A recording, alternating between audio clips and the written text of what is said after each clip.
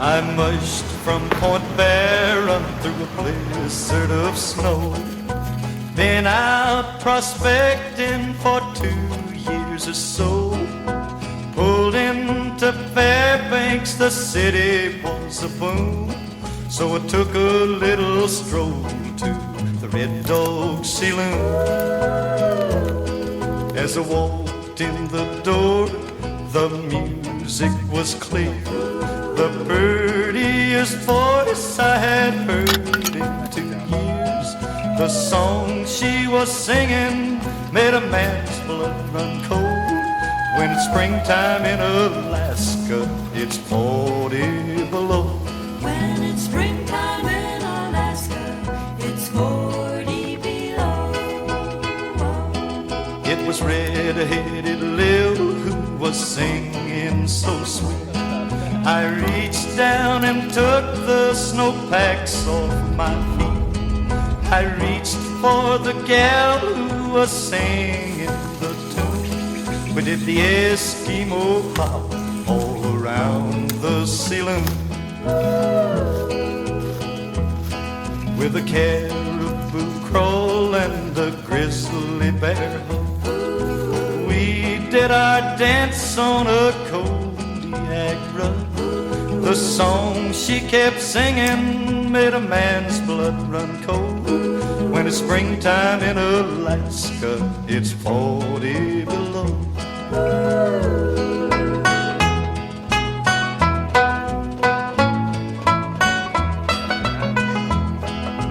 I was as innocent as I could be.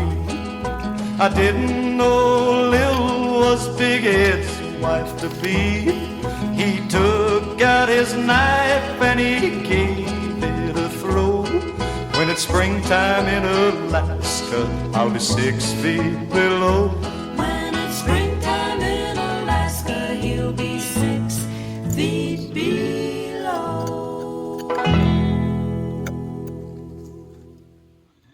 It's the bread and butter.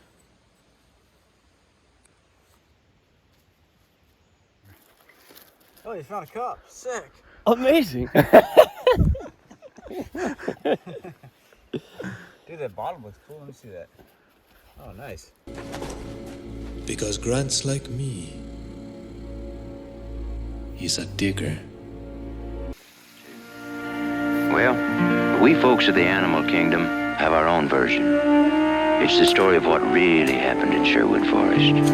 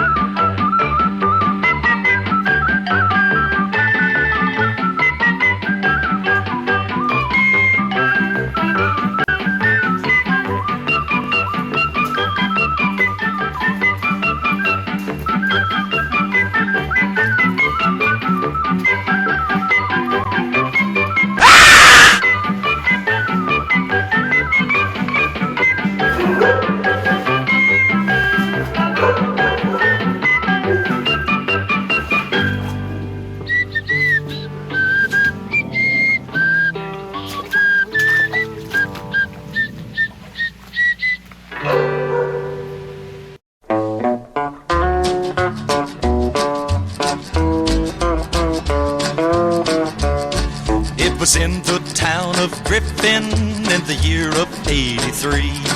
It was there an old cowpuncher stepped up and says to me, Mexico. How do you do, young fellow, and how would you like to go and spend the pleasant summer out in New Mexico? Mexico. I'll furnish you good wages, your transportation too, if you will but go with me once summer season's through. Mexico. But if you grow homesick and back to Griffin go, I'll furnish you no horses from the hills of Mexico. Mexico.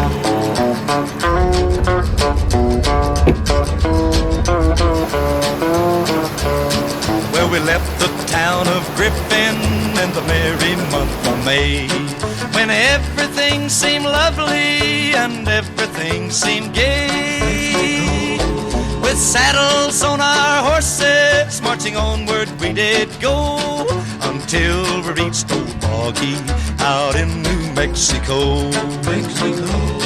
It was there our pleasures ended and the troubles they began. Oh, the first hailstorm came on us, oh how those cattle ran. Through all kinds of thorns and thistles us cowboys had to go, while the Indians watched upon us out in New Mexico. Mexico.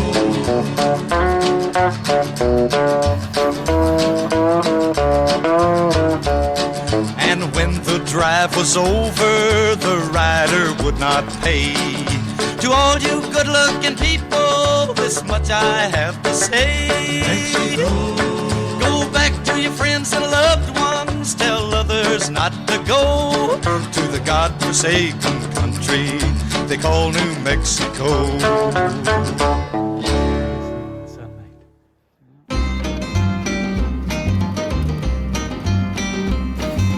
Once there was a mountain man who couldn't write his name, yet he deserves a front row seat in history's Hall of Fame. He forgot more about the Indians than we will ever know. He spoke the language of the Sioux, the Blackfoot and the Crow. Let's drink to old Jim Bridger. Yes, lift your glasses high. As long as there's a USA, don't let his memory die. That he was making history never once occurred to him. But I doubt if we'd have been here if it weren't for men like Jim. He spoke with General Custer and said, listen, yellow hair, the Sioux are a great nation, so treat them fair and square. Sit in on their war council, don't laugh away their pride. But Custer didn't listen, at Little Bighorn Custer died. Let's drink to old Jim Bridger. Yes, lift your glasses high. As long as there's a USA, don't let his memory die. That he was making history never once occurred to him. But I doubt if we'd have been here if it weren't for men like Jim. There are poems and there's legends that tell of Carson's fame. Yet compared to Jim Bridger, Kit was civilized and tame. These words are straight from Carson's lips if you place such store by him. If there's a man who knows this God-forsaken land, it's Jim. Let's drink to old Jim Bridger. Yes, lift your glasses high. As long as there's a USA, don't let his memory die. That he was making history never once occurred to him. But I doubt if we'd have been here if it weren't for men like Jim.